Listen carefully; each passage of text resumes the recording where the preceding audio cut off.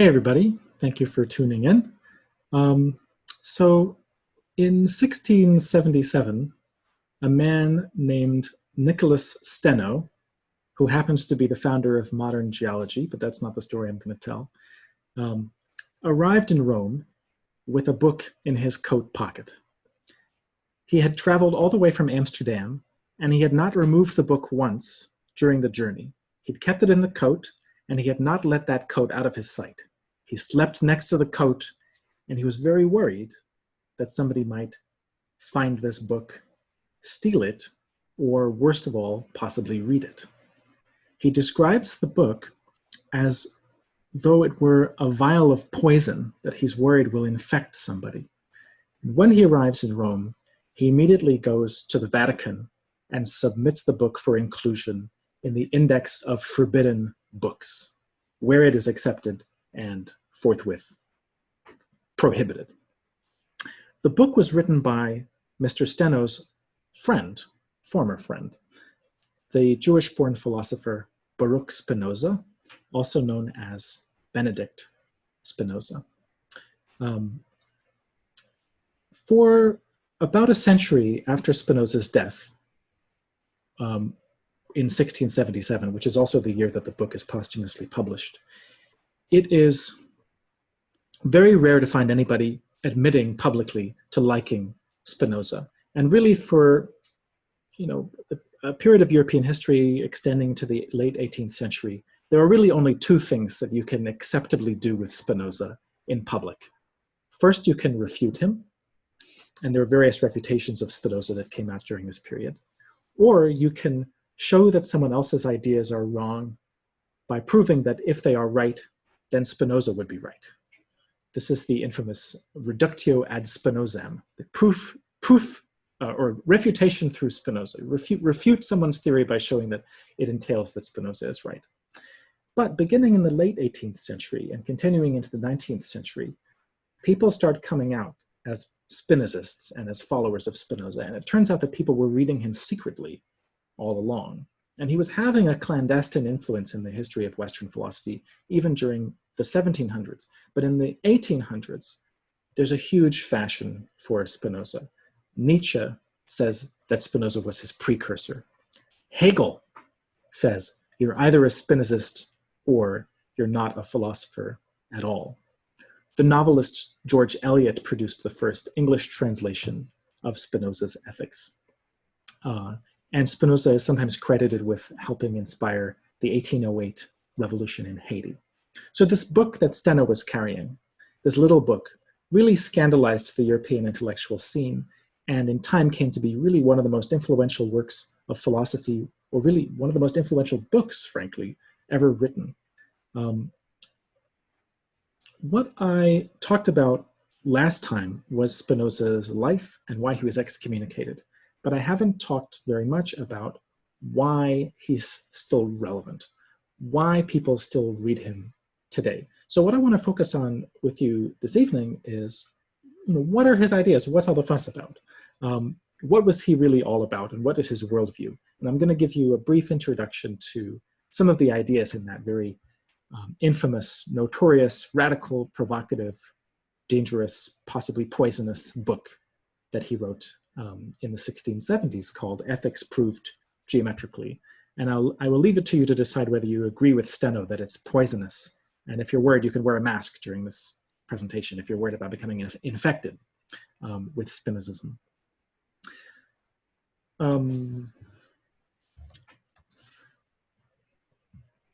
So Spinoza was kicked out of the synagogue.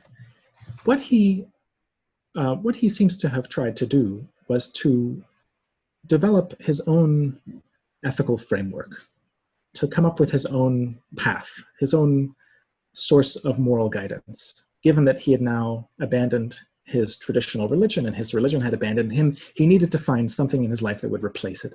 And I think of his book, Ethics Proved Geometrically, as really a book like that. It's meant to take the place of a religion in the life of a philosopher, sort of like a religion for philosophers, if you will. Is it a religious book? there are many atheists today who look back to Spinoza as their hero. But at the same time, there are also very many religious people and even theologians who look back to Spinoza as a source of guidance as well. And I think there's really no surprise. So I'm going to watch this and then I'll do the dishes, okay? The main idea that Spinoza presents in the book is that, in a way, atheism and theism are sort of climbing the same mountain. And although those positions looked irreconcilable and contrasting, if we really understand them clearly, we'll see that they kind of come to the same thing. That's maybe one way of summing up Spinoza's whole philosophy in a nutshell, is that he shows us that in the end of the day, a very scientific worldview is compatible with and even identical to the worldview that so many traditional religions have been striving for and trying to articulate for so long. So he provides a way of reconciling theism and atheism and showing that they in some sense come to the same thing. But another idea in the book, and it's a simple idea, but it's something that Spinoza comes back to frequently, is that in order to understand something, you really have to put it into context. And when you take something out of context, you really don't have the thing anymore. So it would be only fair for me to put this book into a little bit of context. And without that context, I think it's hard to see what motivates the book. It's hard to understand where Spinoza is coming from. So I want to share with you two stories that help illuminate the political and intellectual context that Spinoza is working in. So one is a story from the decade of Spinoza's birth, the 1630s. And this was the decade known as the decade of tulip mania. So in the previous century, tulips had first been imported into Holland. And these are very exotic flowers, really very different from any native flowers. And immediately they begin to catch people's attention. And by the 1620s and 30s, they are almost like status symbols. If you have money, it's considered bad taste to not have some tulips in your house. And as a result, the price of tulips is climbing and climbing. And of course, as tulips become more expensive, they become more desirable because they're luxury goods and they are status symbols. And so the price begins to really, really increase and increase. And then the Dutch are very clever, and they realize that you can sell not only the flowers themselves, but you can sell the bulbs. And even more than that, you and I can agree that I'll sell you some tulips in a few months' time, and you can pay me for a contract where I agree in advance that I'm going to sell you some tulips. And this contract itself is very valuable, and people start buying and selling the contracts. This is an early example of a futures market, basically. And so suddenly people are buying and selling not tulips themselves, but the fantasy of future tulips, and the prices become extreme. For example, one tulip sold for 5,000 guilders. That's the price of a house, a nice house at this time. Imagine one tulip. And they're very beautiful tulips. Part of what happens is that there's a particular virus that infects the tulip, and it gives it this riotous, multicolored look. And the Dutch people went crazy for these tulips. Tulips often sold for as many as 300 guilders, which is the annual salary of a skilled craftsperson. So these tulips are just out of control. And in 1637, the speculative bubble bursts because people realized that no one could possibly actually pay anybody for the tulips. Everyone was always just hoping that they would be able to sell their contract, and no one ever actually wanted to have to pay any money. And so the bubble collapses. And this is sort of held up as an early example of irrational exuberance over status symbols. You know, people are just buying and selling tulips that may not even exist yet. And they're also buying and selling abstractions. And for what? You know, what is the ultimate purpose of all this? What people are trying to obtain here is just status. I mean, that's the main thing that the tulip provides. There are other ways of getting natural beauty into your home. The main thing that a tulip can make you, can provide for you is that it makes you look rich. And as Spinoza points out, status symbols are really empty because ultimately they don't get you very much status. And what happens is that you become very dependent upon status if you chase it. So instead of becoming happy, now you tie your happiness to these external goods like status. And the more your happiness is tied to these external goods, the more dependent your happiness is on the opinion of other people. So if you're the kind of person that craves prestige and honor and reputation and to be held in high regard, then you make yourself very dependent upon the whim of other people. And the result of this is that people become unhappy. So Spinoza's view is that you should try to become independent of these kinds of external goods. Nevertheless, what famously people got to see in the decade of Spinoza's birth was a real craze for this kind of thing. And so I think this is one piece of context for this book is the sort of the competitions that were quite common over social goods, over money that Spinoza would have seen growing up. The second story I want to give you is from much later in Spinoza's life. In 1672, Holland was invaded simultaneously by 3 armies. The head of Holland, Johann de Witt, who actually had been a student of Descartes, or he was a student of the Cartesian philosophy, and he'd even written some books on geometry. He was a great leader. He had focused so much on the navy and defending the coasts that he'd forgotten to defend the land borders. And so in 1672, Holland is invaded by 3 different armies. It is very embarrassing and upsetting. And everyone holds de Witt, the Cartesian leader of Holland, responsible. They throw him in jail. His brother goes to visit him in jail. A mob goes to the jail, grabs the brothers. They kill the brothers, and then they roast them alive, or not alive. They roast them, and then they make a cannibalistic pate out of the livers of the de Witt brothers. This is what they did to their leader, right? Spinoza, who lived nearby, had this idea that evening, right after this murder, he would go to the scene of the crime and he would hang a sign with some Latin swear words on it.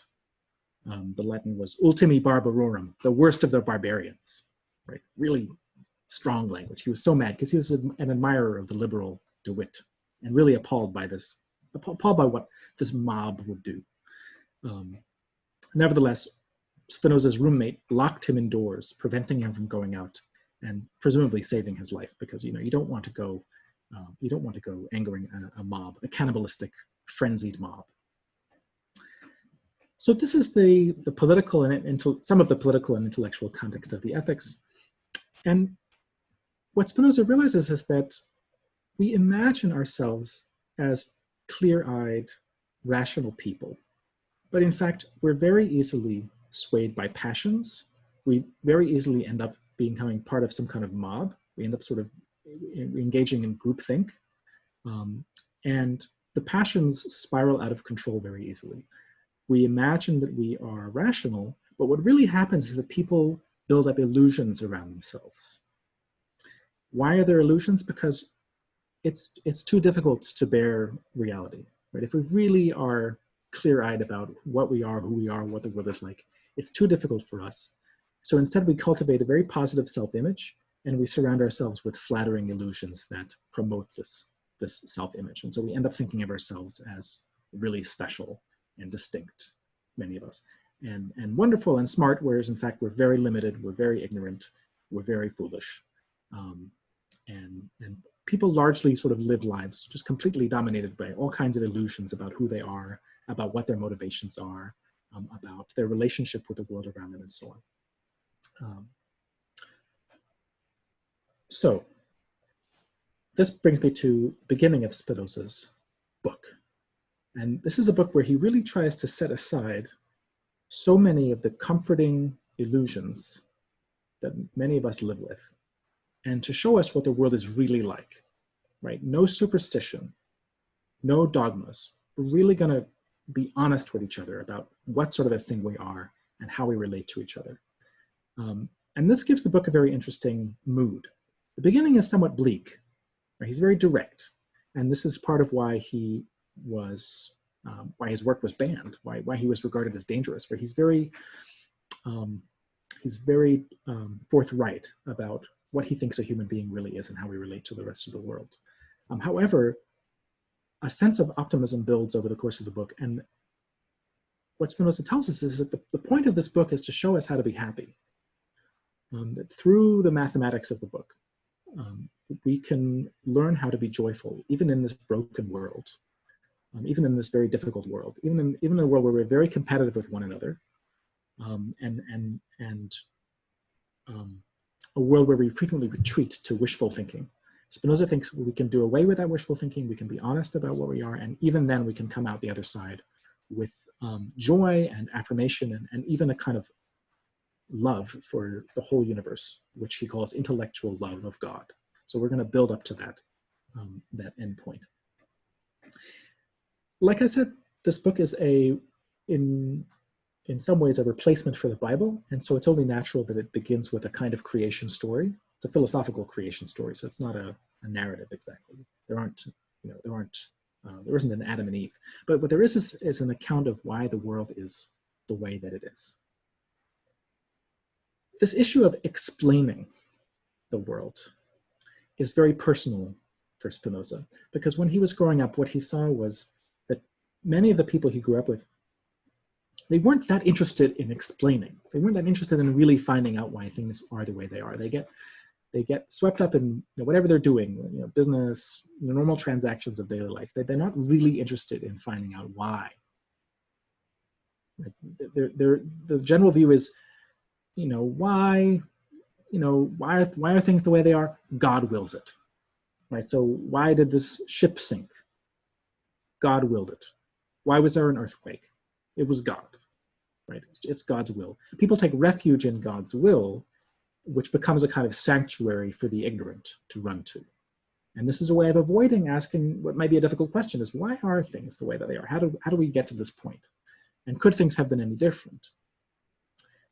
So Spinoza's book begins with a discussion of the idea of why, of explanation, which becomes very important to him. So he's so eager to get away from what he saw as a kind of allergy to explanation that he really goes in the opposite direction, and he becomes an extremist about explanation. Spinoza thinks that everything, absolutely everything that happens, has an explanation. There's some cause for every effect. Every event that happens, there's some prior cause that explains exactly why that event occurred. So it's we might think of it as a very, very scientific perspective, right? Everything can be scientifically explained. We may never discover the explanation. We're very limited creatures. Nevertheless, there is an explanation for absolutely everything. So why are you here tonight? Why did you have what you had for breakfast? Every little thing, there's some kind of explanation. And if we could understand everything that's going on, we would see why what you ate for breakfast this morning, you had to eat for breakfast. Given the whole history of the universe, it was unavoidable that you would eat that for breakfast, because there's an explanation, right? A sophisticated neuroscientist, psychologist, food scientists, economists, they could get together and they could start to write the book of exactly why you chose, to eat oatmeal or whatever it was for breakfast. But this leads to a kind of paradox. If everything has an explanation, then why is there a world at all? Why is there something rather than nothing? Right? This has been called one of the most difficult philosophical questions, maybe one of the most interesting. Why is there something rather than nothing? And Spinoza notices that if every effect has a cause, then you can go back in time, right? So, the French Revolution is an event at a particular time. It has a cause, and the cause of the French Revolution itself has a cause, and so on back in time. And this chain of cause and effect is going to keep going and going and going until eventually we reach something which explains itself. Spinoza believes that everything has an explanation, and the result is that he believes that there must be something that explains itself, something that is literally self-explanatory, something that brings itself into existence. And this, of course, is God. Right? God is this being that is able to bring itself into existence. And because it brings itself into existence, it becomes the source of everything else that happens in the history of the universe. And this is an extremely ridiculous, almost comical idea, something that causes itself to exist. So much later, one of the 19th century philosophers said that this reminds him of the story of Baron Munchausen. Baron Munchausen, according to Baron Munchausen, he was once stuck in a swamp with his horse. And what he did was he clamped his legs down tight around the horse. He grabbed a hold of his ponytail and he lifted into the air, and he lifted himself and the horse out of the swamp by pulling on his own hair. And it's a ridiculous tale, of course. And a later philosopher says that The idea of something that causes itself is just as ridiculous as that. Nothing can really cause itself to exist. Nevertheless, Spinoza says, no, everything has an explanation. And so there must be something that causes itself to exist. And this is God. So he begins his book, The Ethics, by defining something that causes itself to exist. And it's an alluringly paradoxical idea, but he needs it in order to explain the rest of the universe, and you might wonder if this is of a useful notion, something that causes itself to exist. But when you think about it, this is actually a very commonly used idea, right? We imagine ourselves as self-creating a lot of the time, right? Self-fashioning, self-production.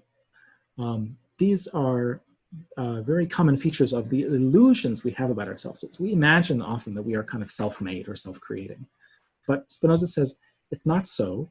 Only God can make itself or make himself. We can't do that.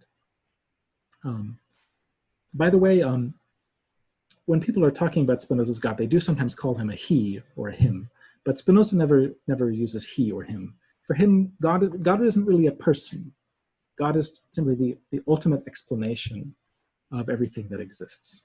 This is sometimes called a philosophical God rather than the God of Abraham, Isaac, and Jacob. Nevertheless, Spinoza thinks that Abraham, Isaac, and Jacob were trying to articulate, they were trying to make sense of the source of the universe, or the explanation of everything. And so Spinoza thinks that this self-creating being is the same thing that Judaism calls God. Nevertheless, Judaism is mistaken if Judaism pictures God as someone who intervenes in the world and can hear our prayers and so on. For Spinoza, God is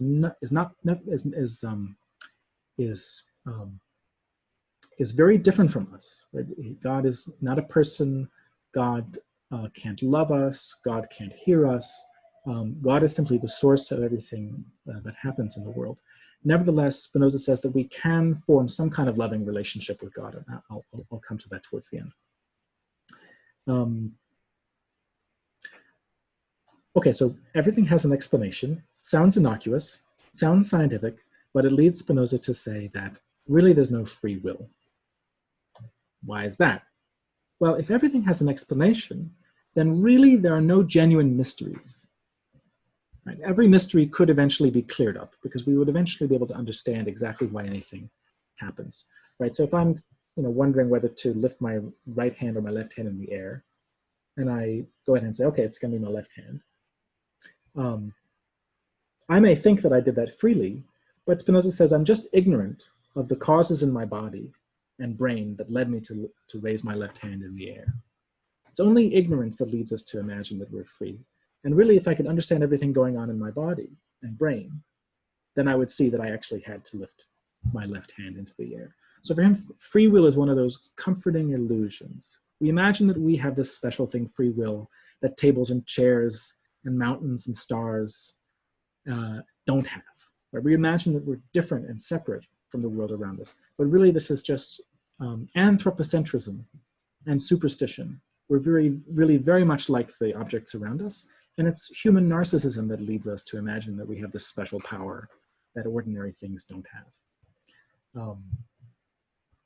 So you're maybe beginning to get a sense of why Spinoza's philosophy was regarded as dangerous and why Steno brought it to Rome and submitted it for inclusion in the index of forbidden books.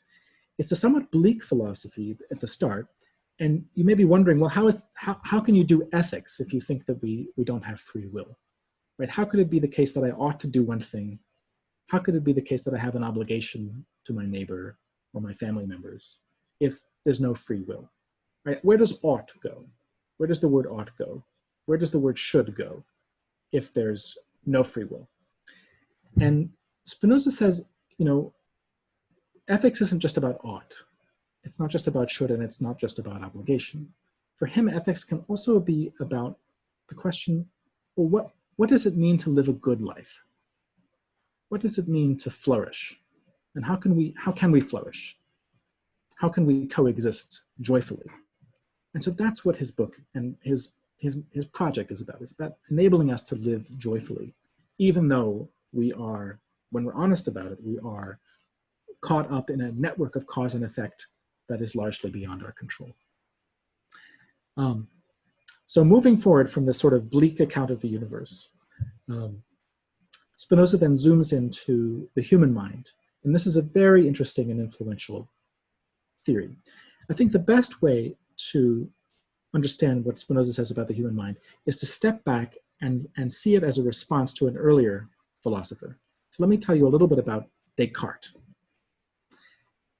René Descartes, when he was 23, he had 3 dreams that he said changed his life. In one night, 3 dreams. Or no, they were successive nights, 3 dreams. In the first dream, he's being blown about by a whirlwind, he's blown against a church, he's blown against the schoolyard, he constantly feels like he's falling over, and he believes there are demons chasing him around. And somebody presents to him a melon, which he realizes must be imported from a foreign country. So this was alarming. He didn't know what to make of this dream.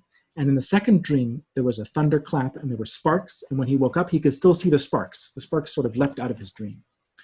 In the third dream, he saw a book of poetry, which he opened to a random page, and it says, "Which path shall I follow?" And then a stranger came to him and said, "Yes and no." And then he woke up. And he says these 3 dreams alarmed him. He thought they were a message from God. And what he came to believe they meant is that he needed to reform modern science. He needed to remake all of knowledge and set it onto clear foundations. And so that's what he tries to do in his masterpiece, Meditations. In the Meditations, what Descartes does is he says, okay, I want to be a scientist. I want to know things. But before I can know anything, I need to really figure out what I can be truly sure of. When he was at school, Descartes was taught all kinds of things that he later realized were wrong. Right? He was taught a lot of Aristotelian nonsense. And so he became a little suspicious of the things that he had always taken for granted, things that he had accepted as true, just because somebody told him. And he says, look, if science is going to be secure, it needs to rest on firm foundations. So what does he do? He goes off by himself, and he sits in a stove-heated room, and he thinks. And he says, okay, he says, hypothetically, it's possible that I'm mistaken about all kinds of things. Perhaps I'm mistaken about most of the things that I've heard from my culture. Maybe my culture has misled me. It's possible. Maybe my parents have misled me. Possible. Maybe my eyes and ears mislead me. It's also possible. And he really goes there. And he says, once in your life, you should just do this. You should really sit down with yourself and say, okay, what do I really know? What can I really be certain of? And he says, okay, temporarily, I'm just going to suspend my belief and suspend my trust, my instinctual trust, even in my own eyes and ears. After all, our eyes and ears deceive us all the time. And he realizes that even in this situation where he's not sure that anybody else exists, he's not sure that there's even a world around him, he's not even sure that he has a body, Descartes realizes that there is something he can be sure of, which is that he's thinking. No one could deceive you into thinking that you were thinking, because if you're being deceived, then you must be able to think. So even in the worst case scenario where he's completely deceived, he must be thinking. So he says, okay, this can be a sort of cornerstone, a piece of bedrock, some security, something robust that no one can take away from him. And it's the idea that he's thinking. And this gives him, and then he famously, of course, infers that he exists. So that's where we get, I think, therefore I am. And then he goes on to argue that if you start with this starting point, then you can realize that, in fact, your eyes and ears can be trusted, and the world around you is, to some extent, as it appears. So at the end of his project, he regains a lot of his trust in his eyes and ears. I mention all this because Spinoza absolutely rejects so much of this story. Right? He just realizes that there are so many illusions and so many prejudices built into this. And Descartes imagines himself as this huge rebel who's going to be destroying and toppling traditional knowledge and dogma and putting modern philosophy on new foundations. But in fact, it's a very prejudiced approach. And what Spinoza says is, look, you can't do philosophy in this way. You can't retreat from the world and think by yourself. It's a complete mistake to think that you could come to know things about yourself in isolation from your relationships with other people.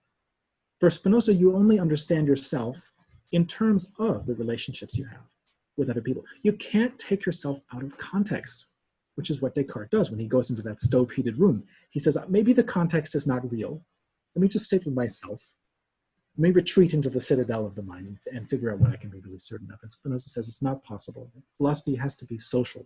It has to be involved. We can only understand ourselves in terms of relationships with other people. So that, in a nutshell, is the main point that Spinoza makes about the mind. Let me give you a whiz-bang tour of the rest of the project. So Spinoza's ultimate goal is to show us how to be joyful, how to flourish, even though the world is a difficult place. And this leads him to discuss the emotions.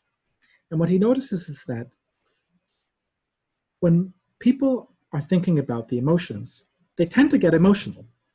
So, for example, if somebody is in love or feels hate or is jealous or sad, we ourselves may have a reaction, right? We may feel that that anger is misplaced. We may condemn it. We may feel that that love is wrong.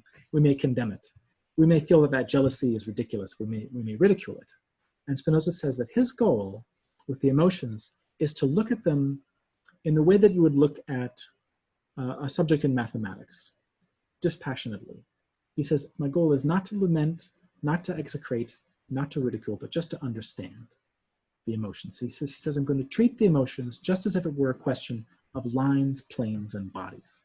And he's going to do a kind of geometry of the emotions, which he knows is a kind of ambitious project. But how do you do a geometry of jealousy or love? But he tries to do it.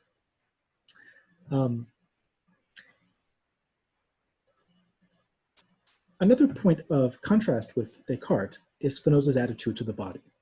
One of the more popular ideas in the history of philosophy is that the mind is more valuable than the body. The mind is more important. It's special.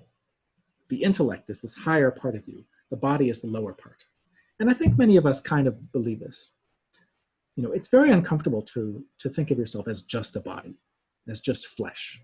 You know? Like, have you ever seen a brain, like on, if you've seen like I once saw an online lecture about the brain, and I was sort of shocked. It's just this big gray lump of flesh. It's very upsetting, to realize like, oh God, this up there is just this. It's just flesh. And many people have been made uncomfortable by the idea that they could be just a body, and they think of the mind as this thing that's over the body. It's above it. It controls it, and so on. And Spinoza says we really have to let go of this idea. The body is just as valuable as the mind. They're really on a par.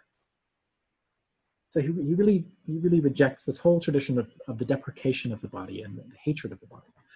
And says we have to understand that they're really parallel, and really they're just two names for the same thing.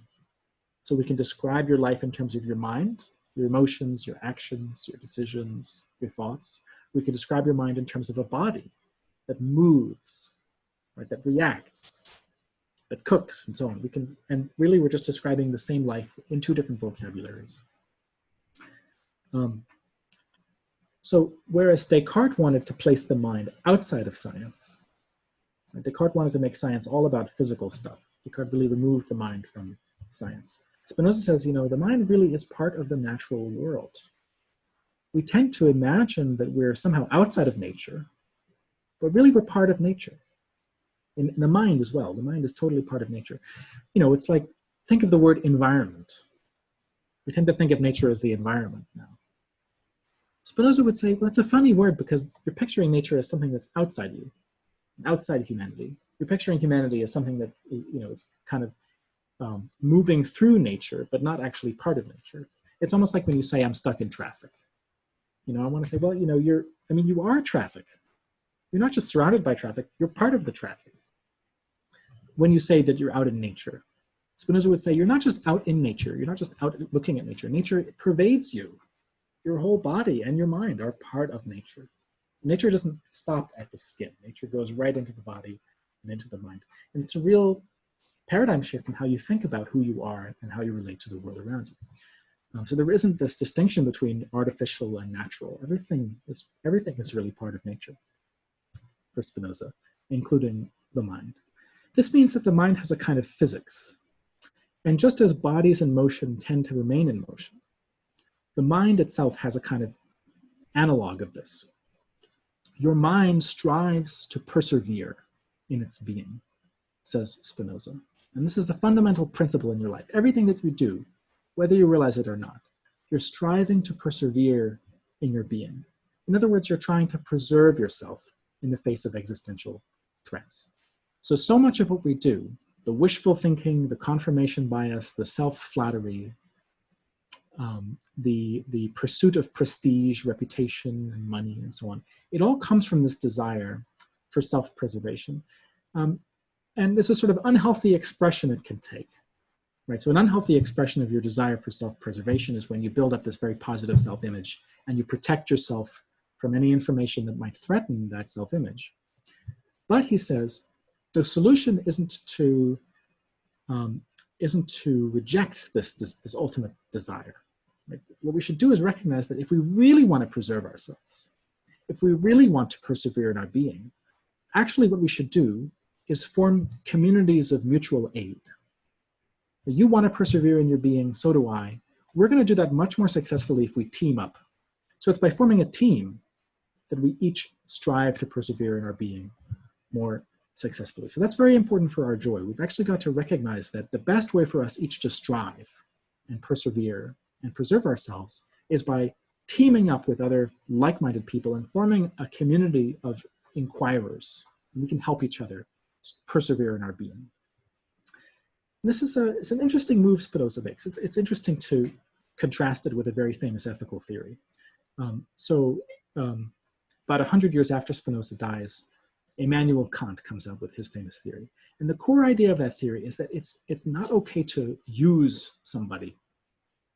It's not okay to turn someone into a tool. Not okay to treat someone like an instrument, a means to an end. You must treat someone as a person. That's Kant's ethical idea. It's a very important idea. Spinoza turns this on its head. He says, actually, ethics is about us using each other. What we really want is to persevere in our being, and the best way for us to do that is to team up and use each other to get there. So he says that we ultimately most strive to form with others one mind and one body, which itself will strive to persevere in its being. So actually, although we begin with a rather selfish perspective, where we're each just trying to persevere in our being, what we end up with is a rather communitarian moral philosophy, where we can most successfully strive to persevere in our being by forming with other people a group, and the group itself will begin to strive to persevere in its being. And what you often see with Spinoza is that good and bad are very close to one another. They're just different sides of the same coin. So one of the worst things that can happen is that people join mobs and do terrible things. They lose themselves in the mob.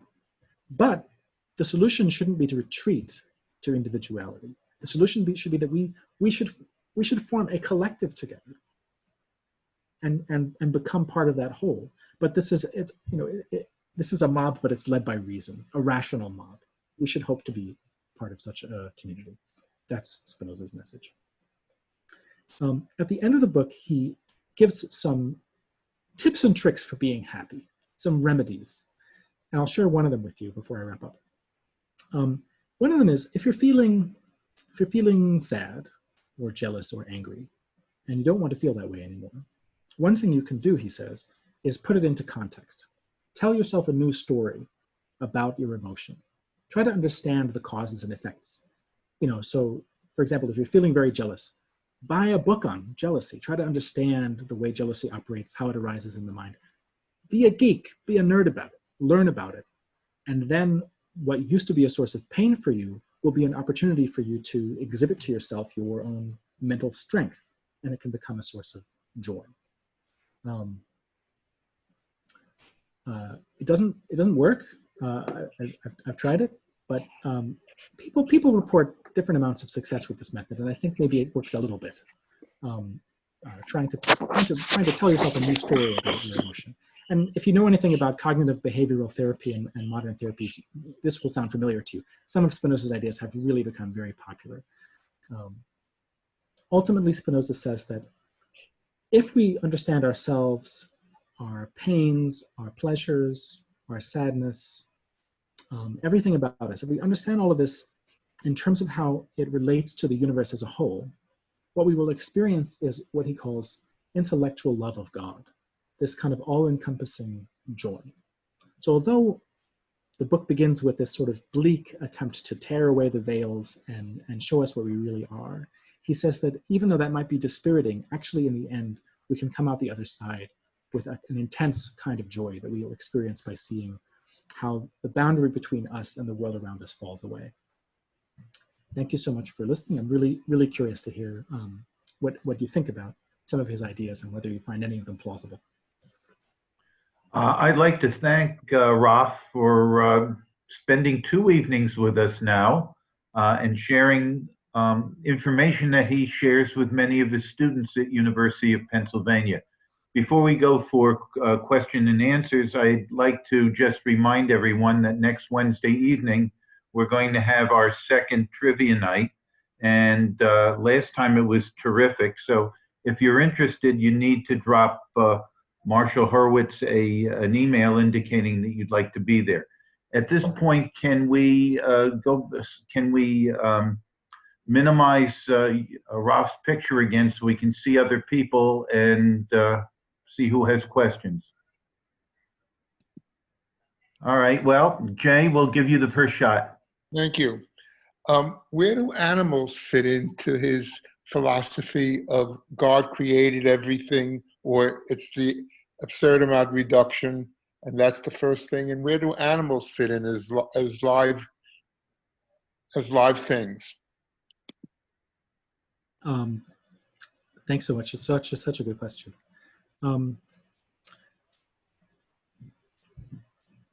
He thinks that we're motivated by this idea to picture ourselves as different from the rest of the animal kingdom. So we imagine that we have these special powers, for example, free will. Descartes even thought that only humans had minds and that animals did not have minds. Right? For Descartes, animals are just machines. And Spinoza says, we're making a mistake. Animals have minds, but more than that, everything has a mind. Even, I didn't mention this is one of the more controversial things he says, everything has a mind.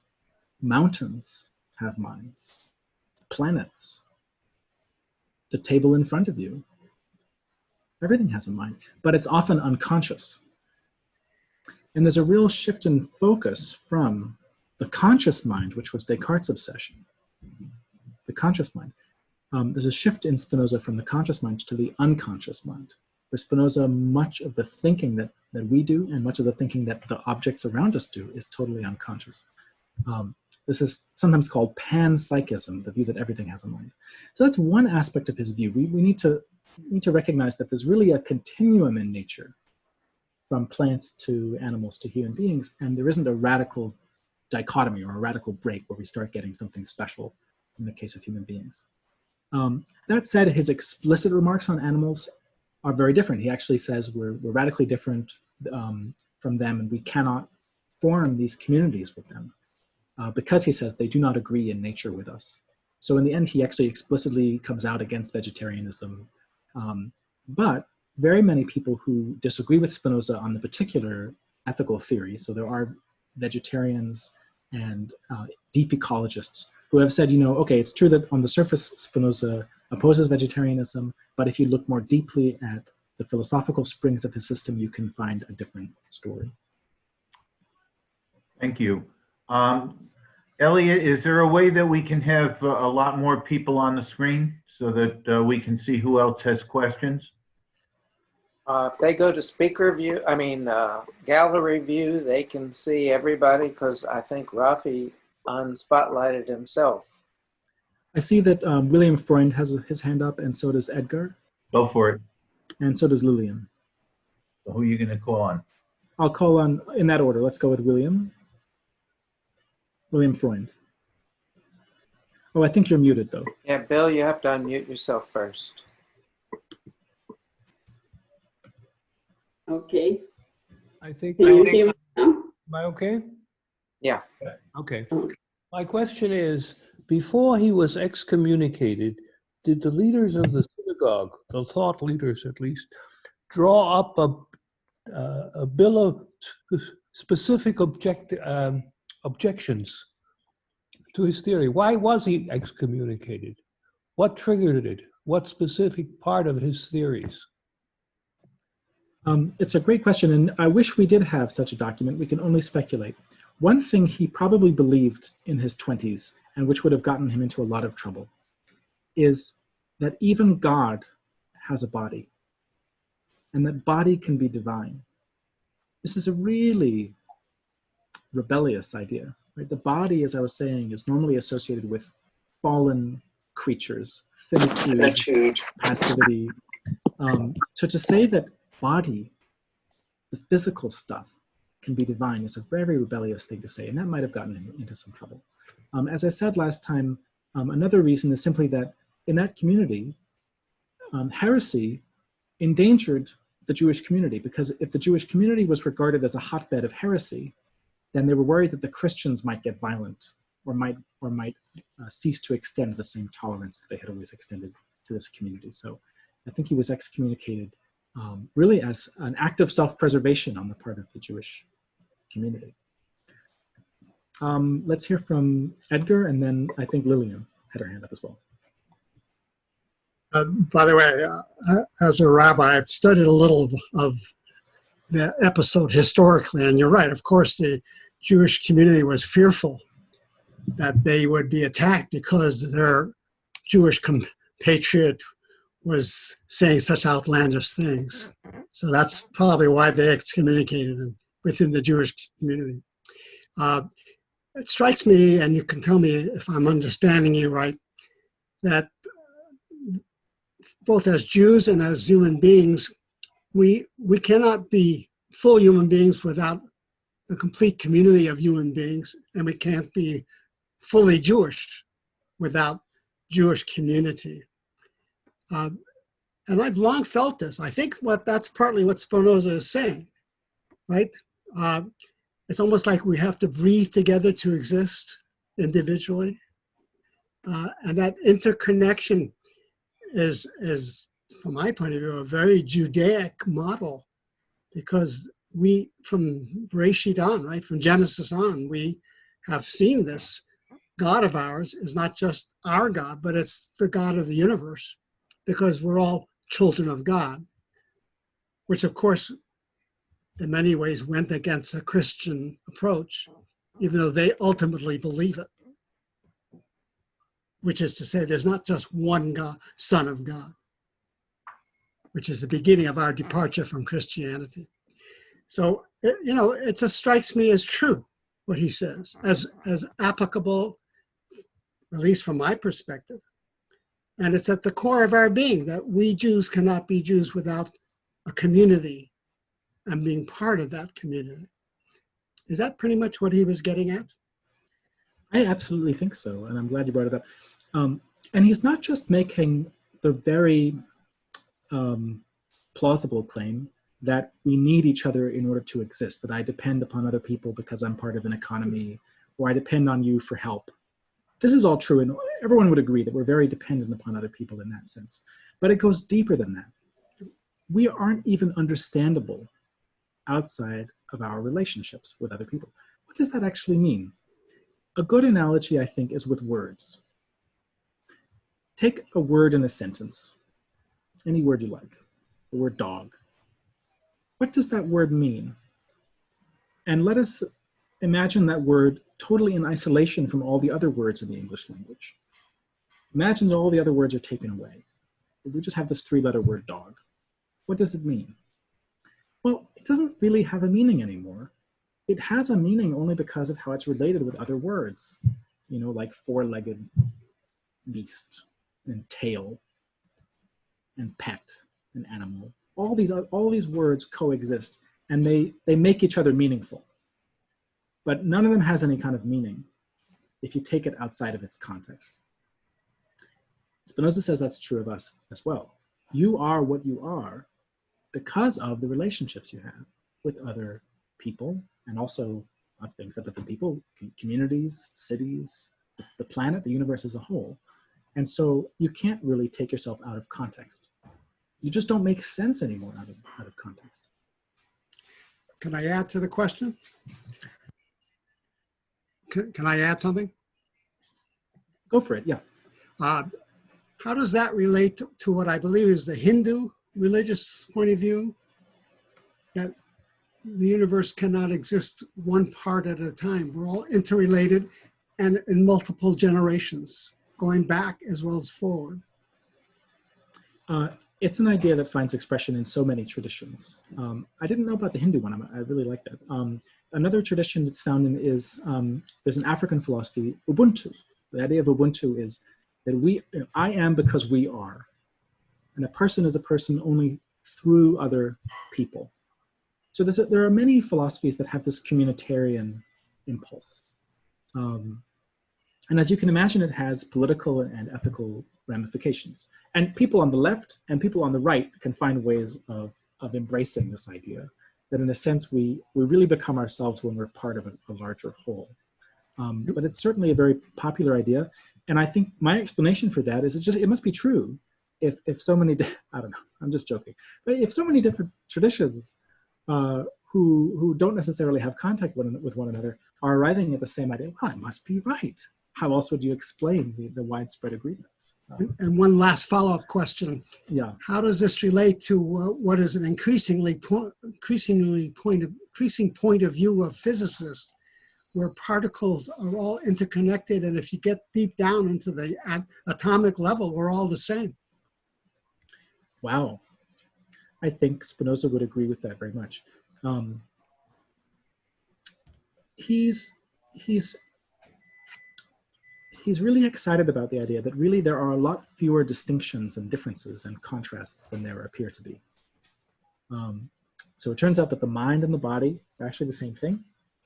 God and nature are actually the same thing. What about you and me? Are we really different? Spinoza says we are different, but we're each dependent upon God. We're all dependent upon God. In a certain sense, you could say metaphorically we're children of God. And he actually uses the metaphor at one point, just in the sense that we're continually dependent upon God. And so just as your thoughts in your mind, they all depend upon you, right? So maybe right now you're daydreaming about something and you're thinking about, some cocktail you want to make for yourself later tonight or something like that. So you've got two thoughts. Are the thoughts different? Yes, but they depend upon the same mind. Spinoza would say, you and I are like that.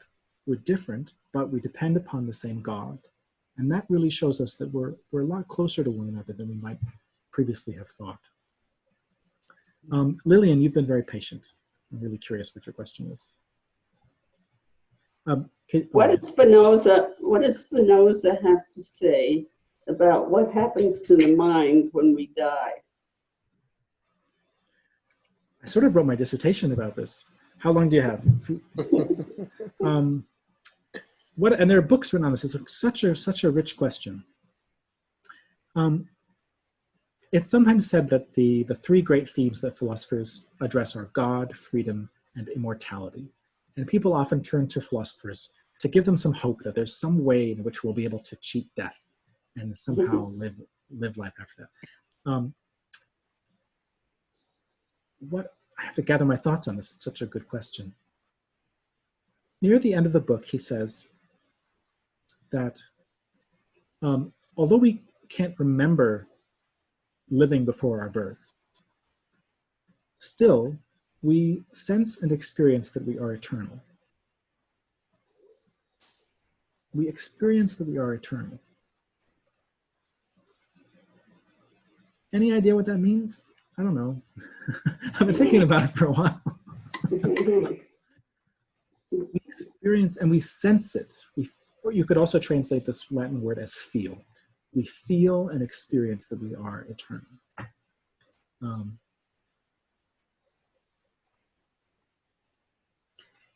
If we experience it, then maybe we are eternal. And if so, then we do continue to exist after the body dies. Now, what does he really mean? People are disagreeing a lot about this question. I think what he's saying is that there's some truth to the traditional idea that the mind will outlast the body. But it's a surprising truth, and it might not really be the kind of immortality you were hoping for. Like there's that quote from Woody Allen, something like, I don't want to achieve immortality through my works. I want to achieve immortality by continuing to live in my apartment. I don't like, but so, there may be a kind of immortality we can obtain. And in brief, to make a very, very long, eternally long story short, what Spinoza says is that when you study and you learn about the world around you and how it works, you become one with the world. That gap between you and what you're studying falls away. As an example, I was reading a book on geology a few months ago, and the author said, when you study rocks and you study things that have existed for thousands and thousands of years, hundreds of thousands of years, these very old things, you kind of begin to think of things on that level, and you begin to think of yourself as part of this story that actually goes on for hundreds of thousands of years, millions of years.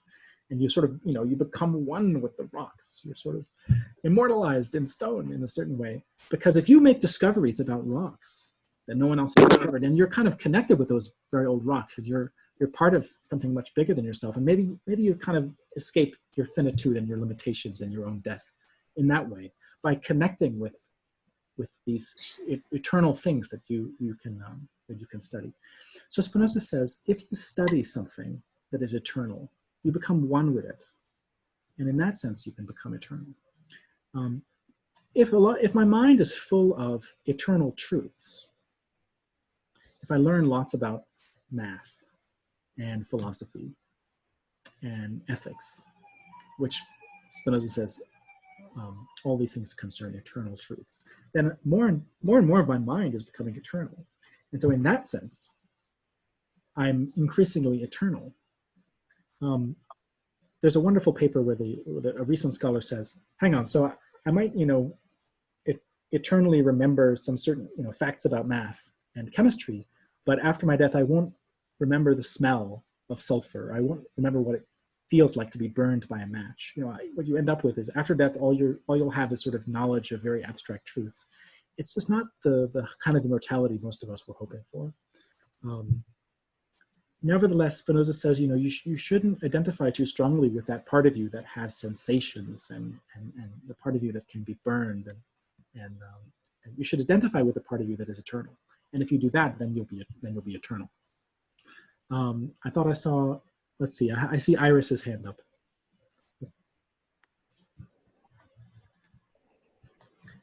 I'm not sure I can hear you.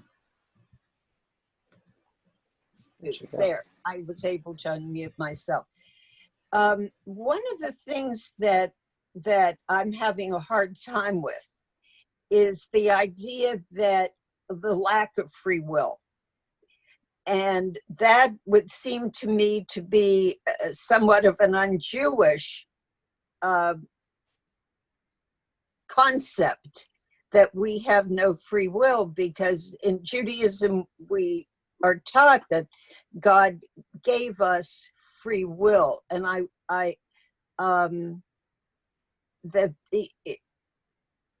can you comment a little more about that? I'm looking for reasons too about what he might have done that might have been so off-putting to the community. Such a great question, and I'll begin by saying that I don't really agree with him. I mean, I do still believe in my own free will. At least when I wake up in the morning, I make decisions, and as I go about my life, I'm always thinking about myself as having free will. It's the basic assumption of human life. When I step back and think about things philosophically, I do find Spinoza's arguments somewhat plausible. But I find that I always have to have two different perspectives. There's the philosophical, abstract, intellectual perspective, and I get that from Spinoza. But then there's the common sense perspective. And it seems like we need that commonsensical perspective too. I can't think of you as lacking free will. I can't just think of you as a bunch of particles flying around, dust in the wind. Right? When I'm thinking about another person, I think of a person as being the source of actions and as being, to some extent, self-creating. And I think of people as having free will. We all do that. And maybe it's an illusion, but it's a very important one and a useful one. And to say that it's an illusion, I still believe it, and I still live according to it, so it's not going away anytime soon. That's what Spinoza would say, that at most it's a useful illusion. But he says, if you really want to see the world the way it really is, you need to confront this grim reality, he says, that we don't have free will. Of course, this is very controversial. There are plenty of people who say, no, really, we do have free will. There are other ways of thinking about freedom. So there's an old idea that, if you think about, for example, a ball rolling down a hill, if the ball is able to roll without being obstructed, it rolls in a very ball-like way, then in a sense it's free. And a cylinder will roll in a very cylinder-like way. In a sense, it's free. If it's acting according to its nature, if it's expressing what it is, then it's free. And I think maybe we need to go back to an idea of freedom like that. You're free when you're showing what you are in your actions. That would be Spinoza's view. So we can get freedom even if we don't have free will.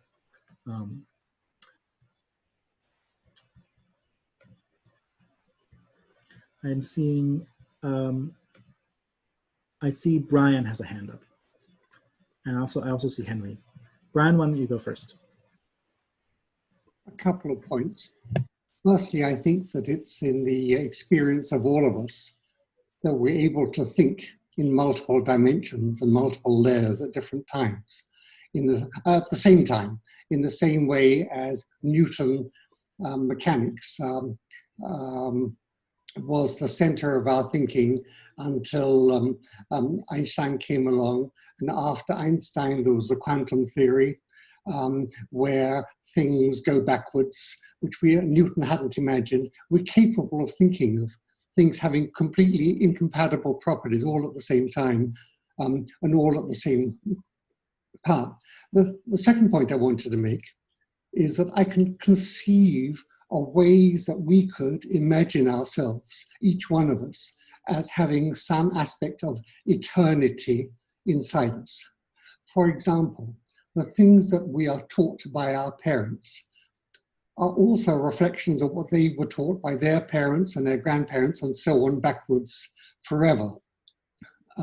So I think in some way, each one of us has within our minds and our emotions aspects of eternity as we can understand it in the human sense. The second thing about eternity is that one could imagine that, I've lost the thought entirely, never mind. Sorry, I'll jump up and down while you're responding if it comes back to me. That was very beautiful, and I think it's worth asking. Yes, I mean, we're always taught that we're mortal, but maybe that's wrong. If we think about it some more, we may discover that in a certain sense we are immortal, or we can be. Maybe if we live a certain kind of life where we contribute to the well-being of others, then we live on in the impact that we've had.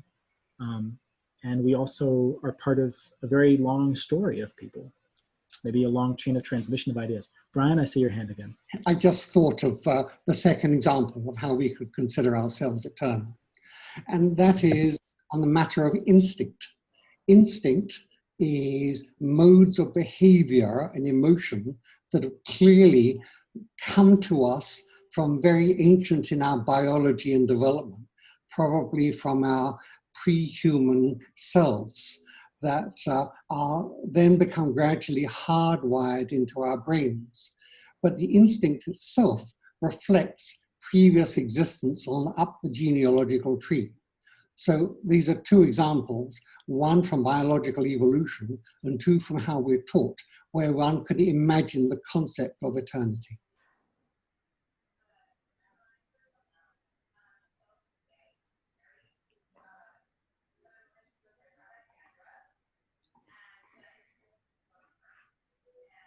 Rafi, we've lost your sound. Yes, that was very beautiful and I think very plausible. Thank you, Brian. Whose hand did I see? I see Henry. Okay. Oh, Henry? Yes, I was just thinking in Daniel 12, it talks about there's going to be a resurrection, but I don't want to go there specifically. There's much anecdotal evidence that people who have died, that have had these out of body experiences, there's many people, probably thousands. And I just wanted to know what you would think of it, because it seems very real to me that somebody, you know, all these stories seem to have the same kind of thread in them, you know, that they see a light or some, or you know, they're seeking to see God, and whatever that may be. But there seems that there's anecdotal evidence that points to the fact that we are eternal beings, just as we have a soul, which some of our sages say that we were at Mount Sinai, but we don't remember it. So I just wanted to know what you would think, what Spinoza would think about that, if he ever even knew about that out-of-body experiences. Henry, thank you so much for bringing this up. It's really, really interesting. While I don't know a lot about near-death experiences, but I do recognize what you're saying, and it sounds familiar. There are many mystical experiences that people have had in various cultures. I read a very interesting book about it, written by somebody who says, look, he's setting aside the question of whether these experiences reveal anything, whether they contain any information. Still, from an anthropological and psychological perspective, it's very interesting to note that very many people, you know, throughout the 20th century and even earlier, from different cultures, people from different walks of life, have these experiences of becoming one with nature, for example, or seeing a certain kind of light, or feeling a kind of numinous presence. And it is remarkable that there's agreement. So some people might say, well, that, you know, that agreement suggests that maybe they're getting some kind of information about reality, that these experiences are revealing something. Another perspective would say it's a kind of illusion. Something happens in the brain, produces a kind of experience. I don't know what to think. I think you can kind of, you know, you can jump either way, and how you interpret that experience is going to depend upon how you interpret lots of other experiences that you have in your life.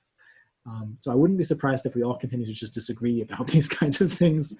A difficulty is that an experience, you know, it can never, I think, you know, you can never know for sure whether you're really experiencing things as they are, or whether you're just experiencing some kind of illusion. What would Spinoza say? There's been a lot of debate about this.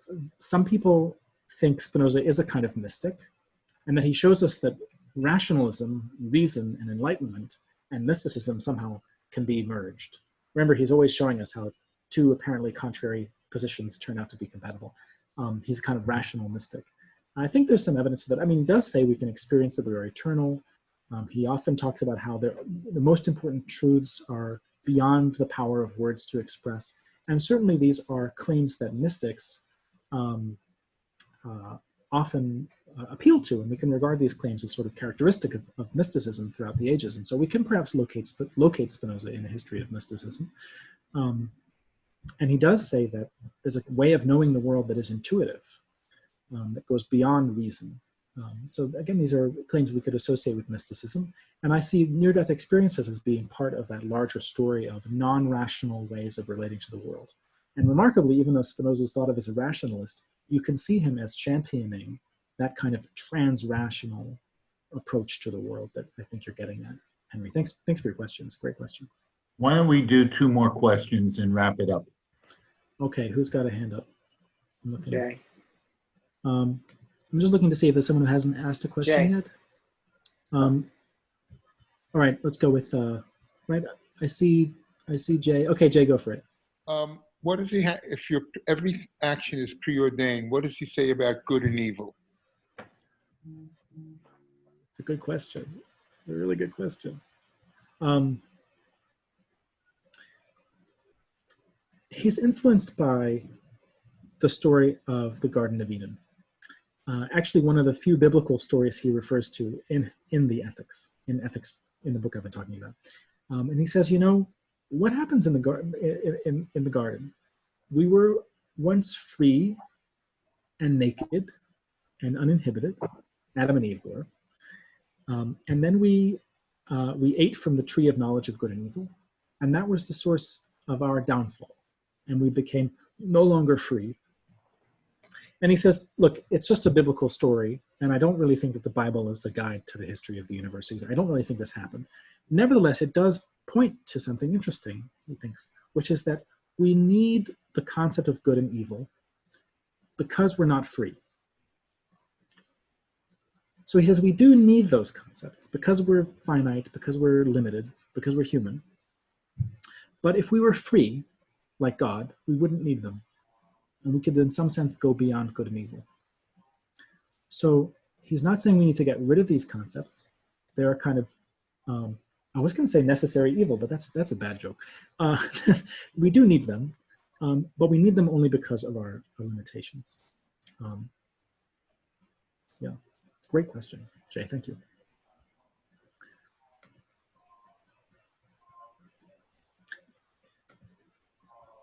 Thank you so much, everybody, for your time, for chatting with me. I've really enjoyed this very much.